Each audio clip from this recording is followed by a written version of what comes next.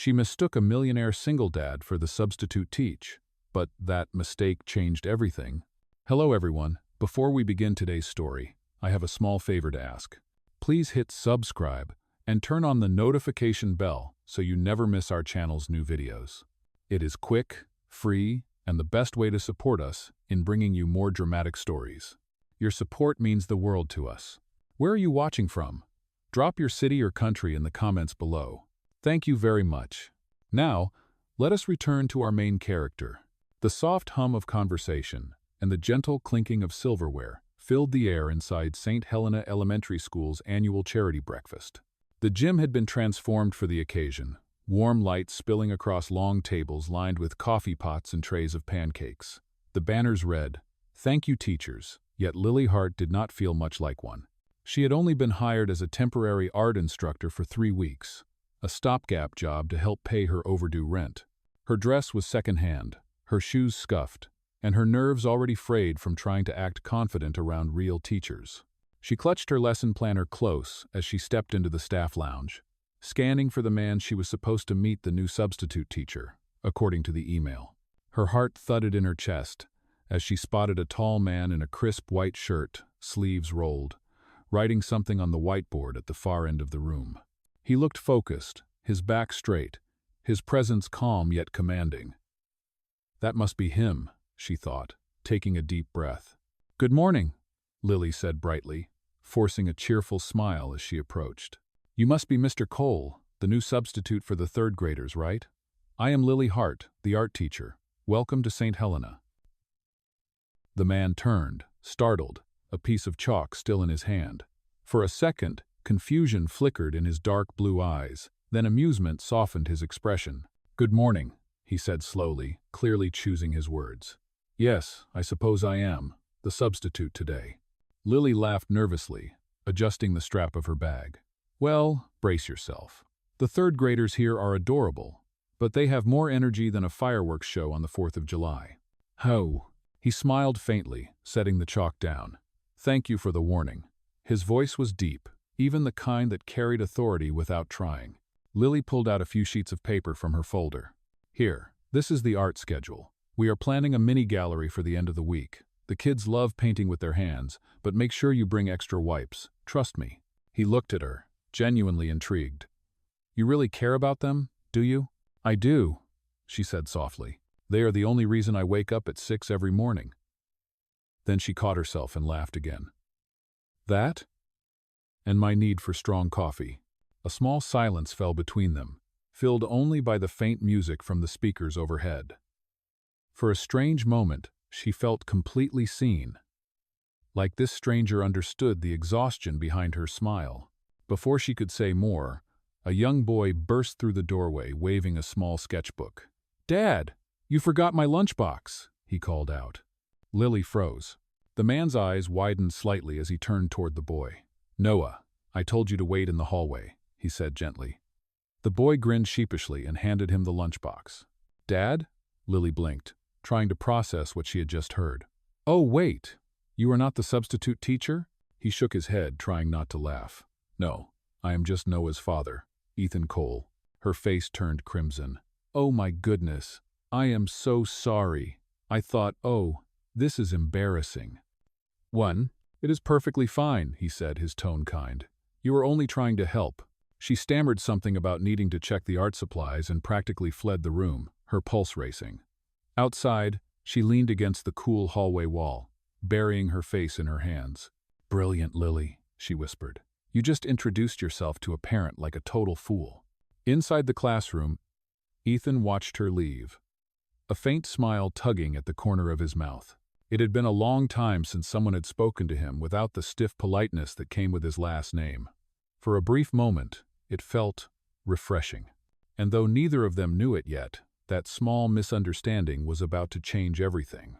The next morning, sunlight spilled through the thin curtains of Lily Hart's small apartment in Queens. The sound of car horns and footsteps on the sidewalk below blended into the familiar rhythm of her mornings. Her alarm clock had already gone off 3 times, and the smell of burnt toast reminded her she had forgotten to buy fresh bread again. She sighed, tying her hair into a messy bun and reaching for the half-finished cup of instant coffee on the counter. The memory of yesterday's disaster replayed in her mind, the moment she had proudly introduced herself to a parent, thinking he was the new substitute teacher. She could still feel the heat in her cheeks.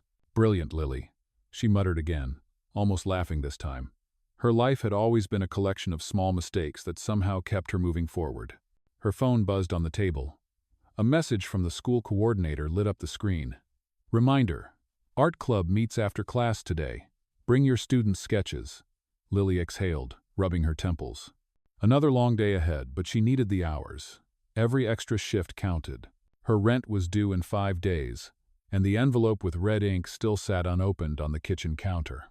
On the way to work, she stopped at a corner cafe and paid for her usual small black coffee. The barista smiled kindly but said, "You are $2 short, Miss Hart." Lily hesitated, then opened her wallet. Inside were a few worn dollar bills and a faded photograph of her father holding a paintbrush. She sighed, handed over her last bit of change, and whispered, "Keep the change." Ugh. Outside, the air was crisp, filled with the chatter of kids and the squeak of school bus brakes. She clutched her sketchbook to her chest, the one she always carried, even when she had nothing left to draw. Inside were doodles of children, faces full of wonder, and one quick sketch she had drawn the day before, a man standing at the whiteboard with kind eyes and rolled sleeves. She frowned at the page.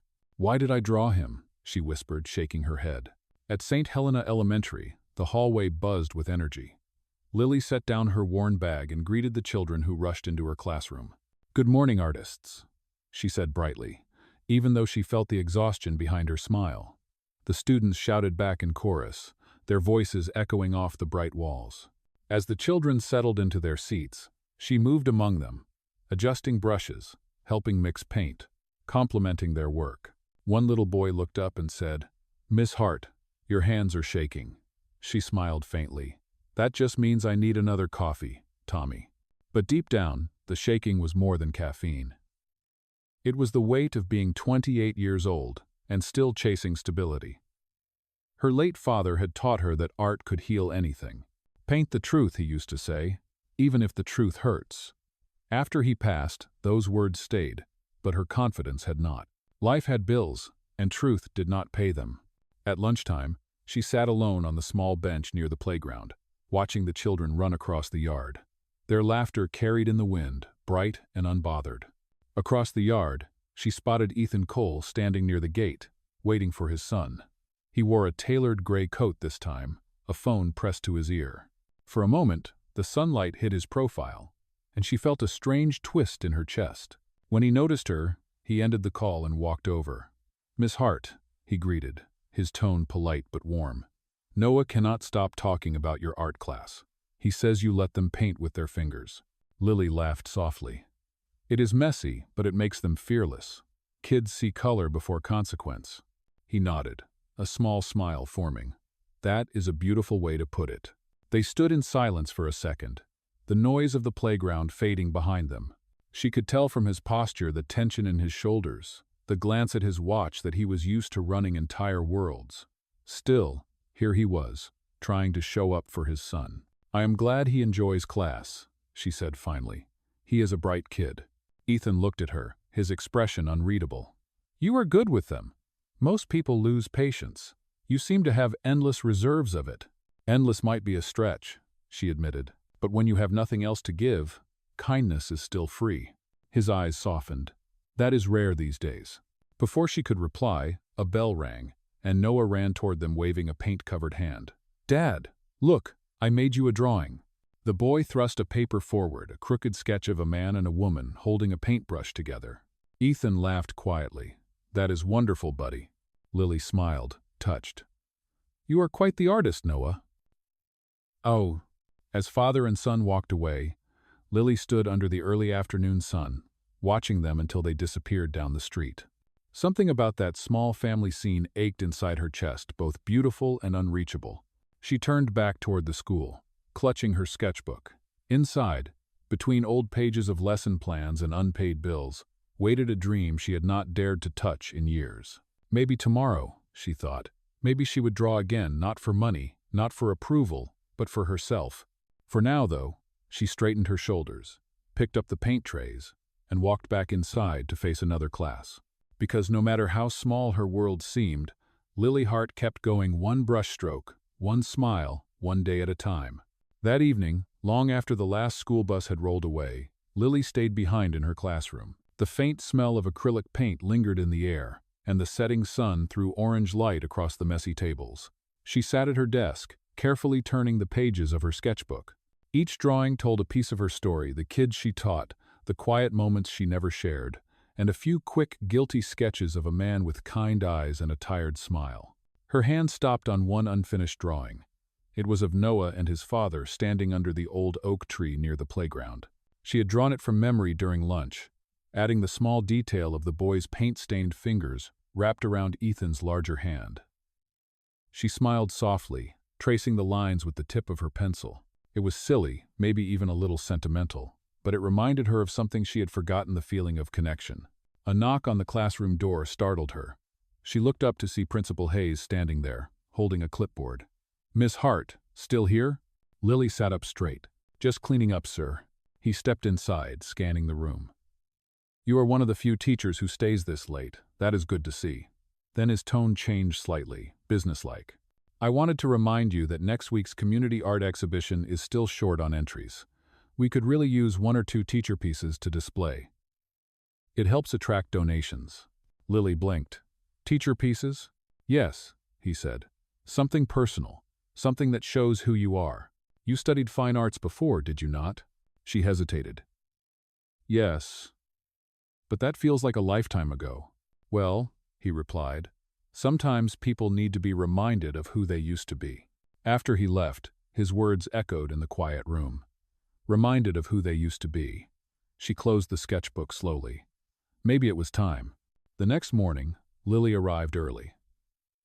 She carried her sketchbook everywhere now, tucked safely in her bag like a secret. Between classes, she began sketching again, quick gestures, little flashes of life around her. Children laughing, light hitting a window, the way Ethan's son tilted his head when concentrating. That afternoon, she found herself standing outside the community hall, where the art exhibition would take place. Flyers covered the bulletin board by the door. She read one line aloud under her breath. "Sponsored by Colinet Foundation. Inspiring creativity for all ages." Her eyes widened slightly. Colinet. That was Ethan's company name. She remembered hearing it during a school donation drive, but had never connected it until now. She felt a flutter in her chest, a coincidence too strange to ignore. Inside, volunteers were setting up tables. A woman greeted her warmly. "Are you here to register your class?" "Yes," Lily said, stepping forward. "I am also considering submitting a small piece for the teacher section." "That is wonderful," the woman said. "Make sure you label it before Friday. The CEO himself will be attending." Lily froze. "The CEO?" "Yes," the woman replied casually. "Mr. Ethan Cole. He funds this whole program." Her breath caught. Suddenly, the pieces fell together. The man she had mistaken for a substitute teacher, the same man who stood quietly at the gate every afternoon, was the one behind the entire art initiative she admired. On her walk home, the city lights blurred past as thoughts raced through her mind. He never said a word about it, she realized. He could have bragged, or corrected her the first day, but he chose not to. Why? Pride? Amusement? Or maybe, she thought, he just wanted to be seen as a normal parent for once. When she reached her apartment, she placed the sketchbook on the kitchen table. Her hands trembled slightly as she opened to a blank page. She stared at it for a long time before finally picking up her pencil. The first strokes came hesitantly, then faster, freer. She drew the schoolyard bathed in afternoon light. She drew Noah's laugh, bright and pure. She drew Ethan's coat draped over a chair, his face turned toward his son. Every line felt like truth, not fantasy. When she finished, she looked at the page and whispered, "This will be my entry." For the first time in years, she did not draw for approval or money. She drew because something inside her demanded to be seen again. The next few days passed quickly. Her students worked on their projects, and she guided them with a steadier heart. Even her exhaustion felt lighter now. Each afternoon, she caught glimpses of Ethan and Noah, sometimes a wave, sometimes just a nod, but each one carried unspoken warmth. On Friday evening, as the last rays of sun faded over the city, she packed her sketchbook and labeled her submission with a shaky hand. Hands that build tomorrow. She did not know who would see it or what it would mean, but as she closed the classroom door behind her, she felt a quiet spark of courage returning. The seed had been planted, and somewhere deep down, she knew it was only the beginning of something much bigger. Saturday morning arrived bright and clear. The community art exhibition filled the town hall with music, laughter, and the faint scent of fresh flowers. Parents, teachers, and students drifted between displays, admiring watercolor paintings and clay sculptures. Lily stood quietly near the back, her palms damp despite the cool air. Her piece, Hands That Build Tomorrow, hung modestly on a small easel beside her students' work. She had told herself it did not matter who noticed it, but her heart beat faster anyway. Noah spotted her first. "Miss Hart!" he called, tugging his father's sleeve. Ethan followed, dressed in a dark suit that somehow made him look both powerful and out of place among the colorful art tables. When his eyes landed on Lily, something in his expression softened. "You came," she said with a smile. "Of course," he replied. Noah insisted. The boy ran ahead, pointing excitedly at his drawing pinned to the wall. "Dad, look! Mine's next to Miss Hart's." Ethan crouched to admire it. "You did a great job, buddy." Then his gaze lifted to Lily's sketch. His brow furrowed slightly as he read the title aloud. Hands That Build Tomorrow. Lily's fingers tightened around her sketchbook. It is about the people who shape children's lives, parents, teachers, anyone who shows up. He looked at her for a long moment. "That is beautiful." They walked together through the rows of paintings, pausing now and then as children waved to her. She spoke about her students, her love for art, and her belief that creativity was the one place every child felt equal. Ethan listened quietly, nodding now and then, his expression thoughtful. When they reached the center stage, an announcer tapped the microphone. "Ladies and gentlemen, please welcome our guest of honor and program sponsor, Mr. Ethan Cole, CEO of ColeNet Foundation." The words landed like thunder in Lily's ears. Her smile froze as the crowd began to clap. She turned slowly toward him. He stood still, his face unreadable, as applause echoed across the hall. She whispered, "You are the sponsor?" He nodded once, regret flickering in his eyes. "I was going to tell you," but she stepped back. "You let me think you were just a parent. You let me stand here, talking about art and rent and everything else, and you never said a word." "Lily," he said softly, "I wanted you to see me as more than a title. I wanted to what? Pretend?" Her voice shook, not with anger, but with disbelief. "You have an entire foundation helping people like me, and you could not even tell the truth." People around them began to whisper, sensing tension. She took another step back, clutching her sketchbook to her chest. "Congratulations, Mr. Cole. You are not just a parent. You are a millionaire who can afford to hide behind good intentions." Before he could answer, she turned and hurried toward the exit. Outside, the sunlight felt too bright. She crossed the parking lot, her vision blurred by unshed tears. Every step echoed the same thought: she had trusted the wrong person again. Behind her, Ethan stood frozen in the center of the crowd, applause still fading around him. Noah tugged his sleeve, confused. "Dad, did Miss Hart not like your speech?" He knelt down beside his son, forcing a small smile. "Not today, buddy." But inside, guilt pressed heavy against his chest. He had built a company on solving problems, yet somehow he had created one he did not know how to fix. As Lily disappeared into the sunlight, neither of them knew that this moment, the reveal, the fracture, was not the end of their story, but the beginning of everything that would test them both. 2 days passed after the exhibition, yet the weight in Lily Hart's chest had not eased. Each morning she stood before her class with a practiced smile, guiding the children through their lessons. But her heart was elsewhere. Every corner of the school reminded her of that afternoon of applause that felt like thunder, and the look in Ethan's eyes when she walked away.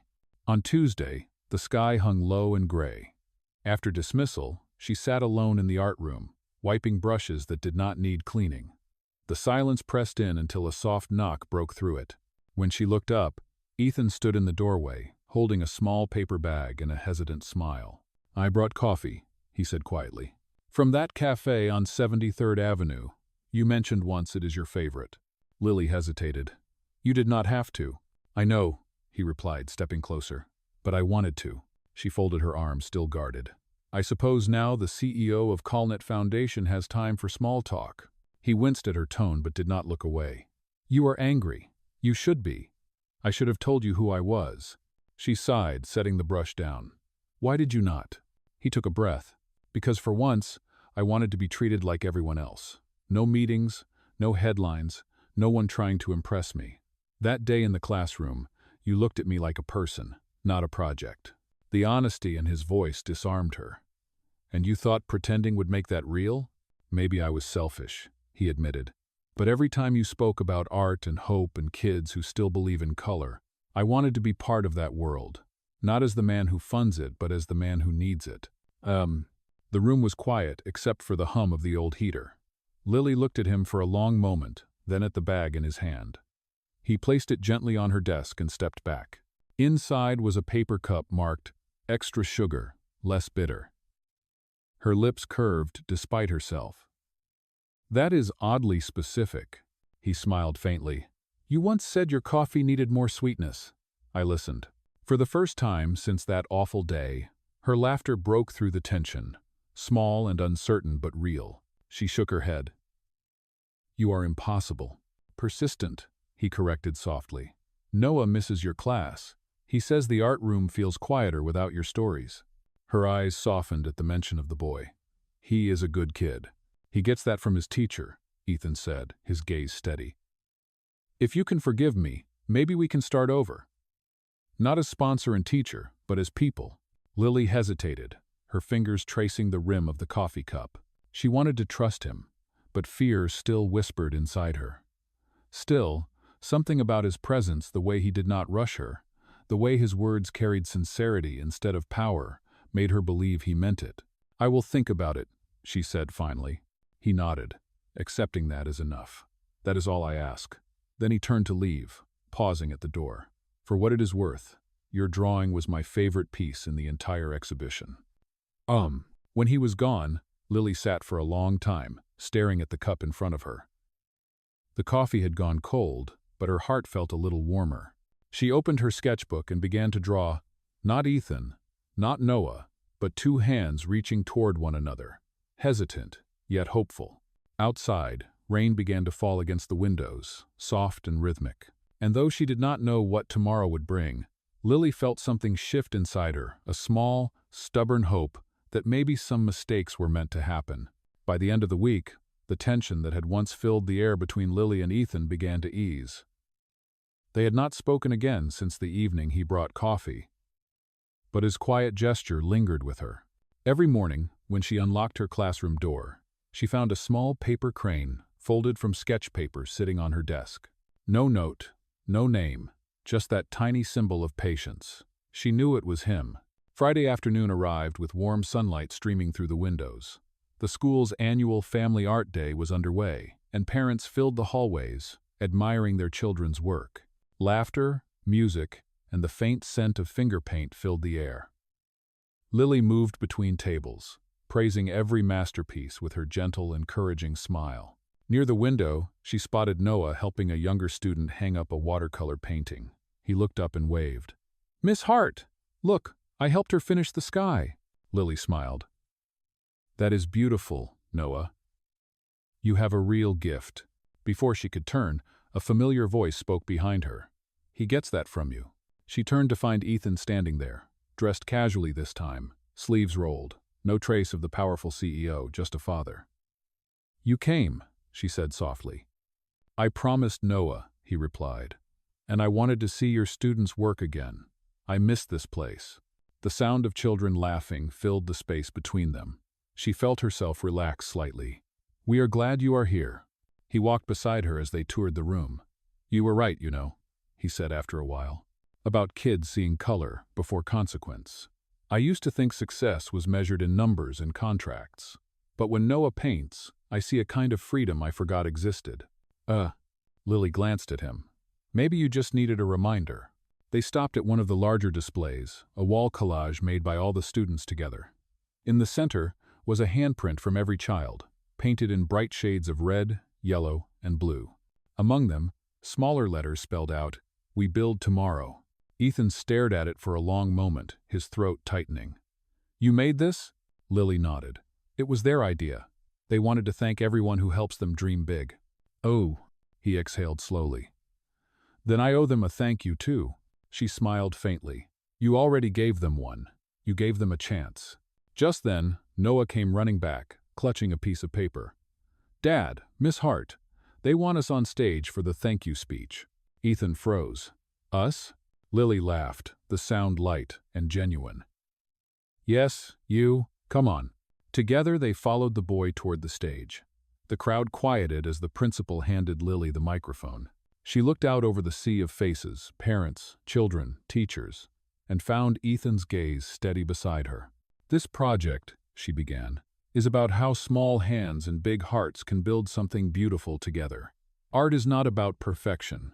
It is about patience, kindness, and courage. The same things that make families strong." Applause rippled through the hall. Ethan clapped too, but when she turned to meet his eyes, there was something unspoken there, admiration, gratitude, and something deeper she did not yet dare to name. After the event ended, as the crowd began to leave, Lily stepped outside for a breath of air. The sky was streaked with gold, and the sound of laughter echoed from the parking lot. Ethan joined her, hands in his pockets. "I meant what I said before," he told her. "You have changed how I see things." She met his gaze. "Maybe that is what art does. It changes us before we realize it." They stood together in the fading light, quiet but not uncomfortable. For the first time since their misunderstanding, there was peace, fragile, honest, and real. And though neither spoke it aloud, both of them felt it. The world had started to shift again, one heartbeat at a time. The following week, the calm that had settled over Lily's days began to shift again. It started quietly, whispers in the teacher's lounge, a few curious glances in the hallway. Then, one morning, she found an envelope on her desk with the school's letterhead. Inside was a printed note from the district office. "Investigation pending potential conflict of interest involving teacher Lily Hart and benefactor Ethan Cole." Her hands trembled as she read it. Someone had filed a complaint. They claimed her connection with the Colnett Foundation was inappropriate, and that she had used her relationship to influence school funding. The words stung like needles. That afternoon, she was called to the principal's office. Principal Hayes looked uncomfortable behind his desk. "Lily, I know this is probably a misunderstanding," he began, "but the board takes these things seriously. Until this is resolved, they are asking you to step back from the upcoming art program." "Oh," her voice caught. "You mean I cannot teach my own students?" "It is temporary," he said gently. "I am sure it will clear up soon." She left the office in a daze, her mind spinning. The hallway that had once felt warm and full of laughter now seemed cold and distant. As she reached the front door, she saw Ethan waiting near the gate. He waved when he saw her, but when he noticed her expression, his smile faded. "What happened?" he asked. She handed him the letter. "Someone accused me of using you. The board is suspending me from the program." He read it quickly, his jaw tightening. "This is ridiculous. I will talk to them." "No," she said sharply. "That will only make it worse. If you defend me, they will think the rumors are true." His eyes darkened. "Then what do you want me to do? Stand back and watch you take the fall for something you did not do." She swallowed hard, holding back tears. "I just need space. Please, Ethan." "Oh." For a long moment, he said nothing. Then he nodded slowly. "If that is what you need, I will respect it." She turned away before he could see her cry. The afternoon sun burned against her skin, the world blurring at the edges. For the first time in years, Lily felt utterly alone. Inside his car, Ethan sat in silence, gripping the letter until his knuckles turned white. He had built empires, survived corporate storms, but the idea of losing her was the one battle he did not know how to fight. Days turned into weeks, and the suspension stretched longer than anyone expected. Lily tried to keep herself busy, but the quiet was unbearable. The art room that once rang with laughter now stood locked and silent. She spent her evenings sketching at her kitchen table, the pencil moving restlessly across the page. Every drawing came out the same hands reaching for something just out of frame. One rainy afternoon, she walked past St. Helena Elementary and stopped outside the gate. Through the window, she could see her students painting with another teacher. Their smiles stung her heart. She turned to leave, but a familiar voice stopped her. "Miss Hart?" Ethan stood behind her, holding an umbrella. He looked tired, as though the weeks had weighed on him too. "You should not be out in this weather," he said. She forced a faint smile. "Old habits. I guess I missed the place." "I know," he said softly. "So did they. Noah asks about you every day." Her eyes lowered. "He is a wonderful boy. I hate that he has to see adults ruin something beautiful." Ethan hesitated before stepping closer. "I have been investigating who started this rumor. It did not come from the school board. It came from inside my company." She looked up sharply. "From Colonet?" He nodded. "A former partner of mine, Nathan Greer.